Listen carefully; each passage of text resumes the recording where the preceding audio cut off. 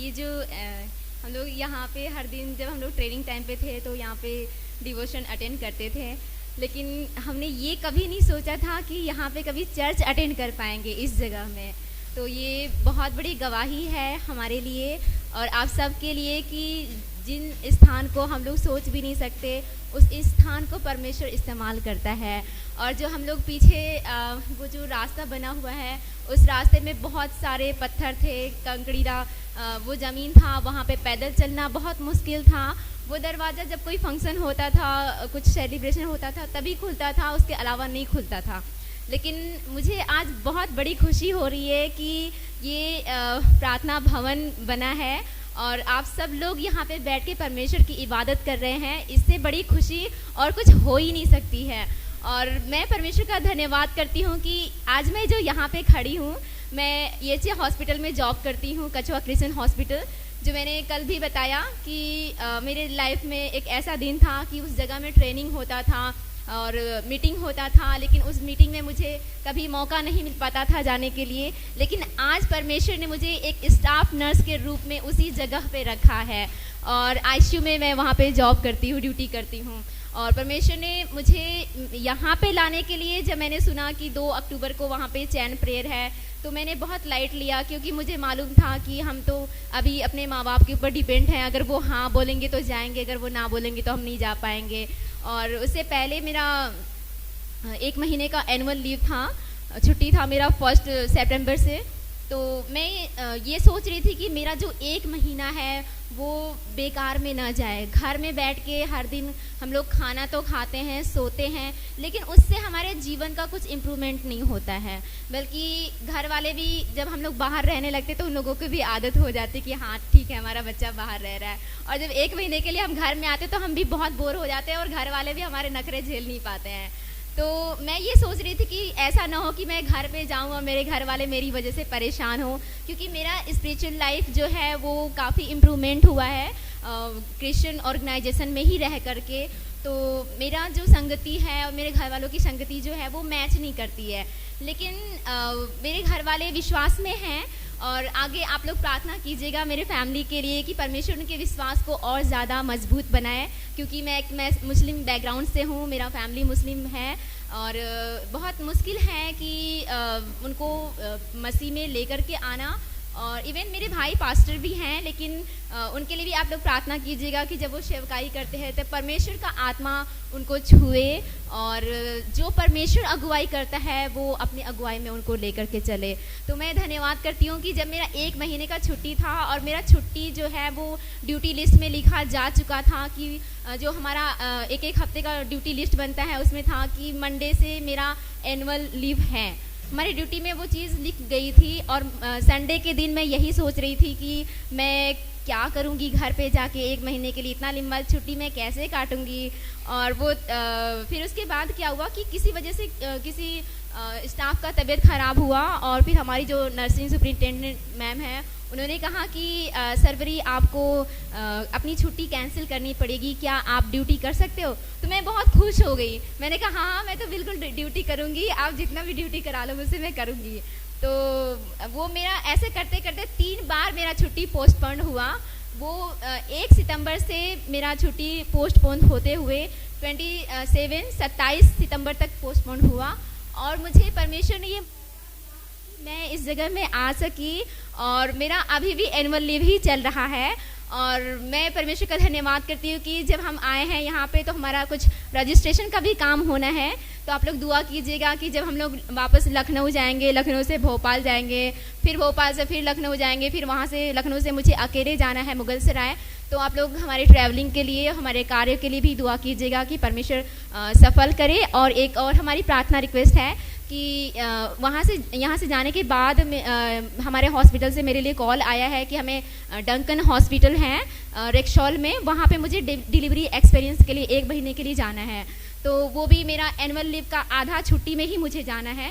तो उसके लिए भी दुआ कीजिएगा, क्योंकि 1 महीना हमारा छुट्टी है लेकिन मैं उसको घर में यूं ही बैठ के बिताना नहीं चाहती, या फिर मैं उसको किसी काम में बिताऊं या परमेश्वर की संगति में बिताऊं, मैं कुछ करना चाहती हूं अलग से।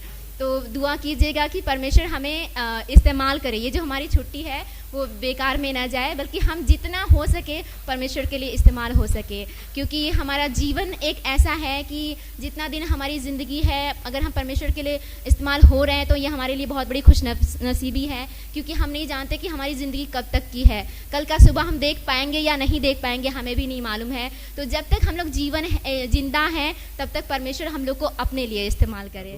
Thank you.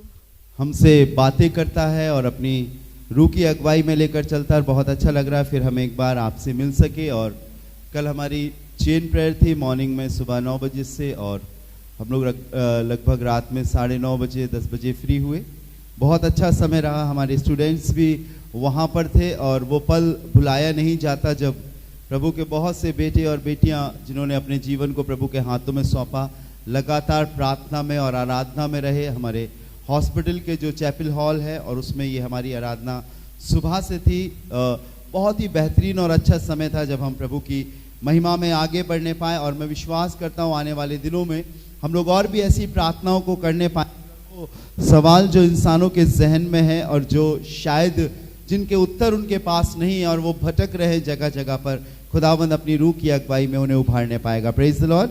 हमारे बीच में हमारे रिलेशन में तो हमारे भतीजे लगते हैं, पर आप सभी वाकिफ़ हैं भाई प्रभाकर राव जोशवा से। पिछले दिनों में इनकी तबीयत थोड़ी सी खराब हो गई थी, और आइएगा इनकी तबीयत थोड़ी खराब हो गई थी और कुछ ऐसा हो गया था जिसके कारण शैतानी आत्मा ने अपने बस में ले लिया था, और ऐसा नहीं लग रहा था कि अब जिंदगी आगे बढ़ पाएगी, जिंदगी ऐसी हो पाएगी कि आगे निकले। लेकिन मैं इतना जानता हूं कि मेरा प्रभु सामर्थी है और जीवित है और जो सब कुछ कर देता है।